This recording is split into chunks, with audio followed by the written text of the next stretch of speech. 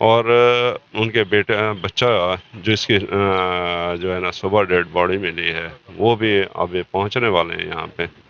تو اللہ تعالیٰ سے ہماری یہی دعا ہے کہ اللہ تعالیٰ ان کے درجات بلند کریں، اور یہاں کی لودھرا کی عوام، لودھرا کے لوگ، اور اس پسماندہ علاقے میں ان کی ان خدمات کو مد نظر رکھتے ہوئے ہم یہی کہہ سکتے ہیں کہ اگر لودھرا میں کسی نے آ کے مسیحی کے طور پہ اس علاقے کی خدمت کی ہے تو اللہ تعالیٰ ان لوگوں کو صبر جمیل عطا فرمائے اور ان کے مضمون کے درجات جو ہے بلند فرمائے. جی، ثانیہ چلاس میں متاثرہ جو فیملی ہے لودھرا کی، ان کی خدمات کی اگر بات کی جائے تو لودھرا میں ان کی خدمات بڑی قابل دید ہیں.